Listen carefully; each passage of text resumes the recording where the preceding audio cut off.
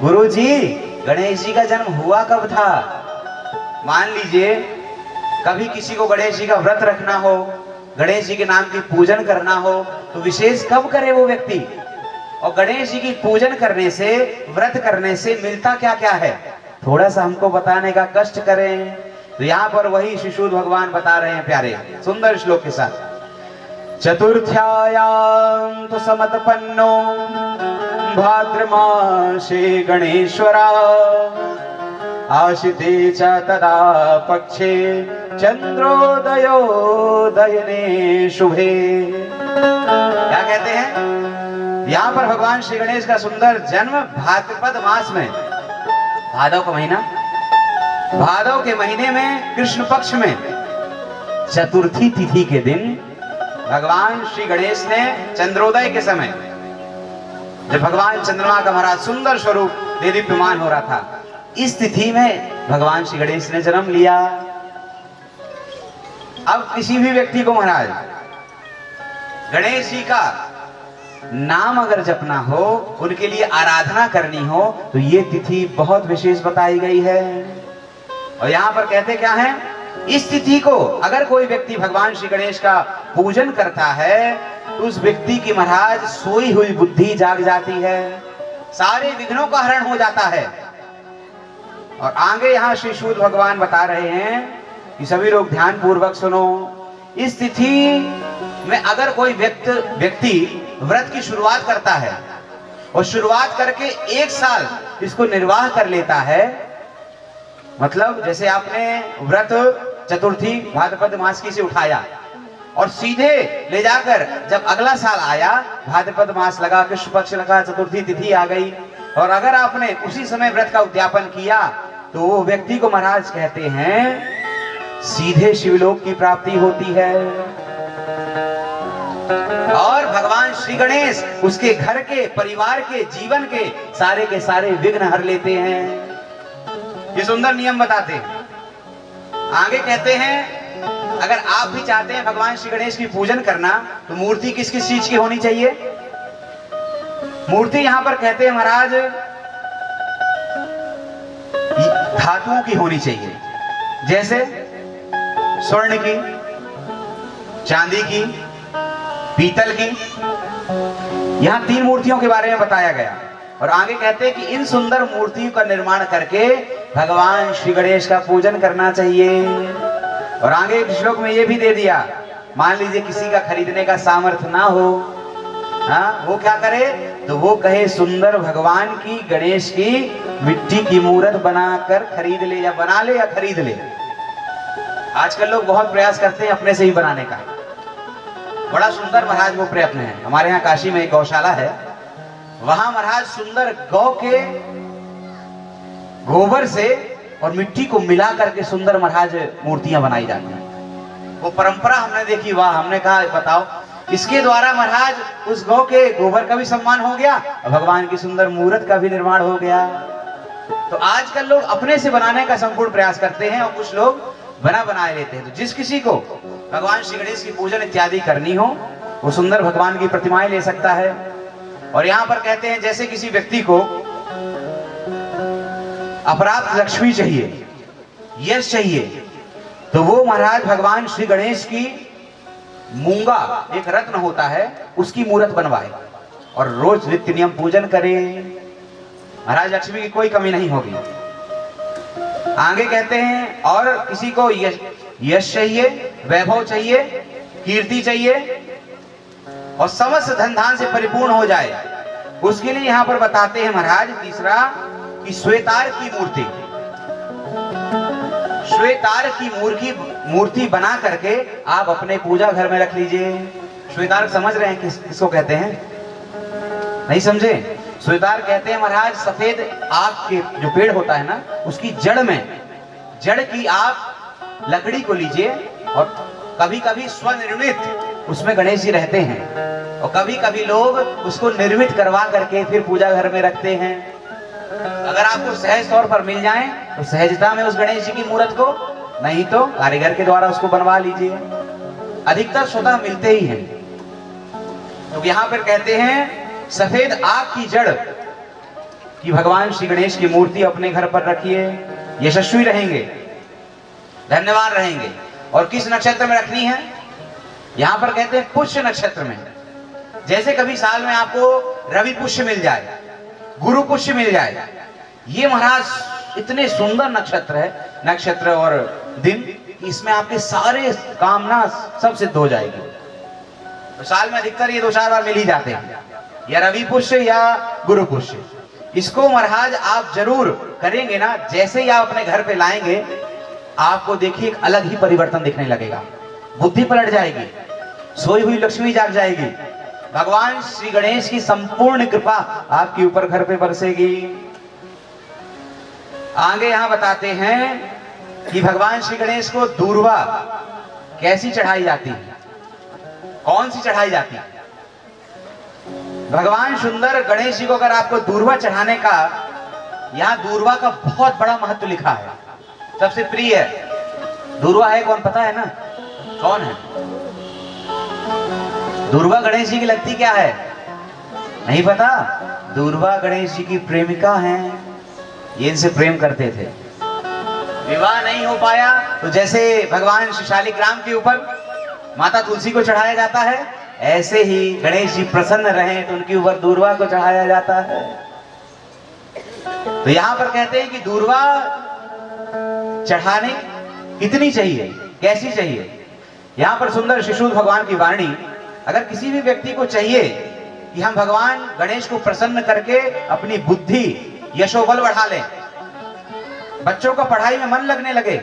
अगर कोई बच्चा पढ़ाई में कमजोर हो, पढ़ाई में मन लगता हो, तो वो महाराज इस प्रकार से ऐसी दूर्वा चढ़ाए। कैसा? यहां पर कहते हैं 12 अंगुल की लंबी दूर्वा चढ़ानी चाहिए। आगे कहते हैं कि बिना जड़ की दूर्वा हो, उसमें कोई सूखी पत्ती इत्यादि ना लगी हो, ऐसी दूर्वा चढ़ानी चाहिए। और सबसे प्रधान और उत्तम बताई गई है, अगर 12 अंगुल की मिल जाए तो सबसे 1 नंबर पे, और फिर जो मिले सो चढ़ाइए, मगर नियम का ध्यान रखें, उसमें जड़ इत्यादि ना हो और सूखी पत्तियां ना हो।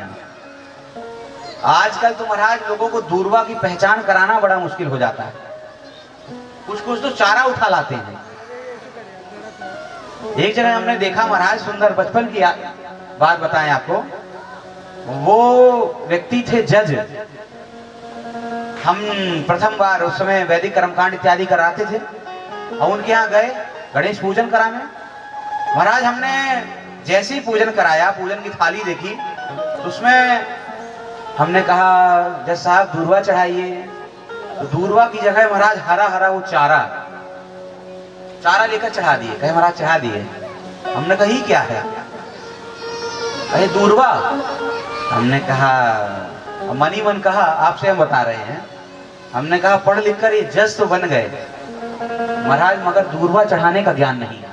हम उससे ज्यादा मूर्ख हैं। जिसको महाराज पूजन पाठ की पद्धति का ज्ञान ना हो, वो कैसा जज है, कैसा अधिपति, क्या न्याय करेगा, क्या बुद्धि से लोगों का निर्णय देगा? दूर्वा का तो ज्ञान रखो। भगवान को महाराज ऐसे ऊपर ऊपर से मत निकालिए। तो यहां पर कहते हैं अगर सर्वोत्तम व्यक्ति चाहता है कि हमारी बुद्धि भले, हमारे घर परिवार में सब लोग सुखी रहें, वो 12 अंगुल की दूर्वा चढ़ाए। और कहते क्या है, उस दूर्वा में 3 गांठें होनी चाहिए, अवश्य है। 3 गांठें अवश्य है, ज्यादा कोई वो नहीं। 3 गांठों का होना आवश्यक है और मूल रहित होनी चाहिए। और कहा गया है ऐसी 21 दूर्वा कम से कम, ज्यादा से ज्यादा तो आपकी जितने सामर्थ्य हो और जहां से इकट्ठा कर पाए, कम से कम यहां पर लिखा है कि 21 दूर्वा तो चढ़ानी चाहिए। और फिर आपका जितना सामर्थ्य हो, हजारों लाखों जो है चढ़ाइए। ऐसी दूर्वा चढ़ाने से, 21 दूर्वा चढ़ाने से सोए हुए बच्चे की बुद्धि जाग जाती है, उस बच्चे का पढ़ाई में मन लगने लगता है। कोई काम पढ़ाई के चलते अगर रुक रहा हो, बार बार टीचर डांट रहे हो, बड़े से बड़े स्कूल में आपने नाम दाखिला करा दिया लेकिन वहां आपकी सुनी नहीं जा रही, बच्चे अच्छे नंबर नहीं ला पा रहा, इसको प्रयास करिए। शिव पुराण का डिमडिम घोष है, कि महाराज आपका बच्चा देखते ही देखते यशस्वी और विद्वान बनेगा। आगे यहां पर कहते हैं दूर्वा चढ़ानी कैसे चाहिए? स्वमुख होकर। मतलब जैसे ये सुंदर गणेश जी हमारे सामने यहां विराजमान है, ये गणेश जी है, ये सभी को दिख रहे होंगे। ये गणेश जी को मान लीजिए, गणेश जी की मूर्त अपने सामने ऐसे रख लीजिए, ठीक है। इसको रख करके और वो जो दूर्वा लीजिए, तो दूर्वा का मुख अपने तरफ और दूर्वा का जो पीछे का भाग है वो गणेश जी की तरफ ऐसे लेकर चढ़ानी चाहिए। समझ गए? ऐसे दूर्वा चढ़ानी। देखिए मिलेगा तब जब नियम फॉलो करेंगे। कुछ लोग कहते हैं महाराज हमारा काम काहे नहीं बनता, सारी पूजा पाठ करा ली, सब कुछ करा लिया, आपने बोला जब करा लिया, आपने बोला महाराज ये नियम करो ये हो जाएगा। हमने एक व्यक्ति से ऐसे पूछा जो ऐसे उल्हाना लेकर आया, हमने कहा भैया एक बात तो बताओ, हमने तुमसे बोला था कि रविवार में 4 दिन जल में अनाज को प्रवाह करना, गोधूली बेला रहनी चाहिए, तुमने किया क्या? कहे महाराज हमने जो आपने 5 अनाज बोले थे उसी जगह हमने 7 अनाज जोड़ दिए, और आपने रविवार में गोधूली बेला में बोला था, समय नहीं था तो हमने सुबह चढ़ा दिया। हमने कहा बहुत अच्छा किए, हमने बोला क्या था तुमने किया क्या? अब जो किया सो भरो। आप एक बात बताइए, आपके लिए समझाते हैं। आप मान लीजिए आपकी तबीयत खराब हो गई, आप बीमार पड़ गए, तो कहां जाते हैं? सबसे पहले पंडित जी के पास, ओझा के पास या डॉक्टर के पास? डॉक्टर के पास। अब वो डॉक्टर करता क्या है? महाराज आप अपना सबसे पहले बीमारी बताएंगे। डॉक्टर साहब बहुत जबरदस्त बुखार है, टेम्परेचर 104 आ गया। अब महाराज घबराते घबराते, और भैया कुछ? तुरंत महाराज स्कोप लगाया, चेक किया, सब जान लिया। कहे और कोई तकलीफ, खाने में कोई दिक्कत, दवा कहे और सब ठीक है, बस बुखार बहुत तेज आ जाता है कभी कभी, खांसी जुकाम। अब महाराज वो सुंदर पर्चा उठाता है, पर्चा बनाता है, उसमें क्या है दवाइयां पहले लिख देता है। दवाइयां लिखने के बाद बताता है भैया ये देखो, ध्यान से देख लो, ये जो दवाई है ये तुमको सुबह लेना है, ये तो 3 टाइम की है, और ये जो नीचे वाली है ये 2 टाइम की है, और ये एक जो है सिर्फ रात में ही लेना है। यही कहता है ना। उसके बाद आप क्या करते हैं? उस पर्चे से महाराज सुंदर दवाई खरीदते हैं, घर जाते हैं और दवाई खा लेते हैं। कुछ लोग बड़े पूर्वक रहते हैं, वो क्या करते हैं, एक टाइम की तो खाए, दोपहर की कहे ठीक है सुबह खाए तो थे, अधिकतर होता है कहे सुबह खाए तो थे, अब शाम को खा लेंगे, तो कभी कभी शाम हो गई कहे नहीं अब कल खा लेंगे, करते हैं ना। और फिर महाराज 5 दिन बाद फिर उस डॉक्टर के पास चले जाएंगे, कहे डॉक्टर साहब आपका दवाई सूट नहीं किया, सूट नहीं किया। कैसे दवाई देते हैं, आप पढ़े लिखे नहीं है क्या? एक बात बताओ प्यारे, वो तो पढ़ा लिखा था लेकिन आपकी बुद्धि में गोबर भरा था, तभी ना। अब उसने कहा कि भैया सुबह उठो, खाली पेट दवाई खाना है, अब तुम खा पी करके नाश्ता करके फिर दवाई खा रहे हो। जब नियम फॉलो नहीं करोगे तो समाधान कैसे होगा? नियम नहीं अपनाओगे तो स्वस्थ कैसे होगे? नियम पालन नहीं करोगे तो सुखी कैसे होगे? वही यहां पर बताते हैं कि मिलेगा तब जब पूरी तरह नियम फॉलो करेंगे। जैसे जैसे बताया जा रहा है वैसे वैसे करके देखिए, दावा देता हूं मैं, अगर ना हो जाए तो कहिएगा, कहीं दूर नहीं काशी में ही आ जाइएगा, कोई मिलेगा नहीं मगर हम देते हैं। जैसे पुराणों में बताया गया, वेदों में बताया गया, आप सच्ची श्रद्धा के साथ अपना कर देखिए, ना हो जाए महाराज तो कहिएगा। हमने कईयों के काम बनते देखे जी, कुछ 2 ऐसे मिल ही जाते हैं भाग्य, उनके साथ यही समस्या कि वो फॉलो नहीं करते। तो यहां पर वही बताते हैं गणेश जी को आपको दूर्वा कैसे चढ़ानी, अपने तरफ मुख करके, दूर्वा का सुमुख। आगे कहते हैं भगवान गणेश जी का महाराज सुंदर दूर्वार्चन जिसका सामर्थ्य हो व्यक्ति करे। दूर्वार्चन करने की बहुत सुंदर यहां पर महिमा गाई है। आगे बताते हैं यो दूर्वांग कुरई यजतई श्रवणो भवति। वेद में यहां तक कह दिया है, क्या कहते हैं कि जो व्यक्ति गणेश जी को इस प्रकार दूर्वा चढ़ाता है वह महाराज कुबेर के समान यश पाता है। अब सोच लीजिए, कुबेर के समान सुख संपत्ति और यश पाता है अगर कोई भी गणेश जी का पूजन अर्चन इस प्रकार से करता है। सुंदर ये श्लोक। आगे कहते हैं, जो भी व्यक्ति भगवान श्री गणेश का लावा चढ़ाता है, लावे से होता है ना गणेश जी का पूजन किया जाता है, और जो भी सहस्त्रार्चन, लखार्चन, करोड़ों, जितना कर सके, जितना आपका सामर्थ्य हो, जो भी व्यक्ति करता है, वहां पर यहां लिखा है महाराज, उस व्यक्ति की कभी अकाल मृत्यु नहीं होती, कोर्ट केस इत्यादि वगैरह चीजों में नहीं फंसता। जिस भी व्यक्ति को अगर ऐसी समस्या हो तो वो अपनाए, गणेशार्चन करे भगवान सुंदर गणेश जी का लावा से। आगे यहां पर कहते हैं कि जो व्यक्ति भगवान श्री गणेश पर घी समिधा से आहुति करता है, मतलब गणेश जी की मूर्त रख के, जैसे आपने अग्नि जला ली, और भगवान गणेश जी के नाम से घी से और समिधा से अगर आप आहुति छोड़ते हैं, तो यहां पर लिखा है वो व्यक्ति संसार के सभी सुखों को पाता है। आगे कहते हैं भगवान श्री गणेश का लड्डू से, मोदक से सहस्त्रार्चन इत्यादि करना चाहिए, जिसका सामर्थ्य हो। यहां सुंदर महाराज कहते हैं, यो मोदक सहस्त्रेण यजति वांछित फल प्राप्नोति। मतलब यहां कहते हैं, अगर कोई व्यक्ति मोदक से भगवान श्री गणेश का सहस्त्रार्चन, लखार्चन इत्यादि करता है, तो वो महाराज सारे विषयों को भोग कर, सब जीवों पर अधिकार जमा कर सीधे शिवलोक को जाता है। बड़ी महिमा गाई गई। और भी 2-4 श्लोकों में लिखा है कि क्या क्या मिलता है मोदक से। भगवान श्री गणेश को मोदक सबसे ज्यादा प्रिय है खाने में। यहां कहते हैं, जो भी व्यक्ति महाराज भगवान श्री गणेश का मोदक से सहस्त्रार्चन इत्यादि करता है, उसको अभिष्ट फल की प्राप्ति होती है। अब लोग आजकल क्या है, चालाकी बहुत करते हैं। मोदक से कभी अर्चन करना हो तो खाने के लिए तो महाराज ये बड़े बड़े लड्डू, ये बड़े बड़े, और भगवान गणेश के लिए ये छोटे छोटे। किसकी तरह वो कंचा की वो गोली होती है ना, उसको क्या कहते हैं आप, वही समझ गए आप। तो वो महाराज उसकी तरह है। महाराज आज तो गणेशार्चन करना है। हमने कहा अच्छा, खाने के लिए इतना बड़ा और गणेश जी के लिए इतना बड़ा।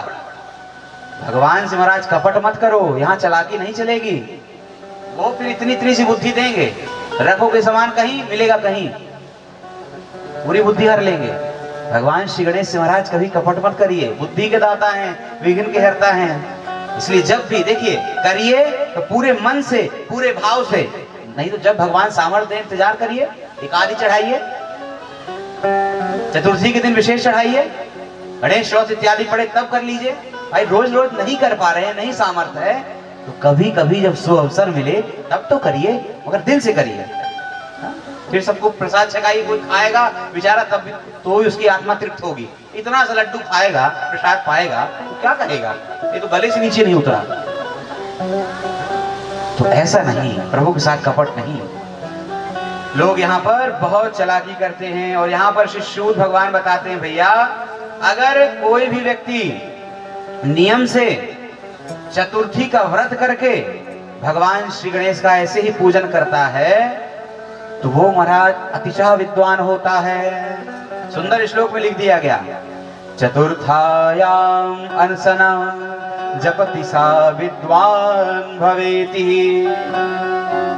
जो भी जीव, यहाँ लिखते हैं श्री वेदव्यास भगवान, गणेश चतुर्थी के दिन व्रत करता है, दिन भर अगर कुछ भी नहीं खाता, जल इत्यादि नहीं लेता, तो वो महाराज प्रकांड विद्वान होता है।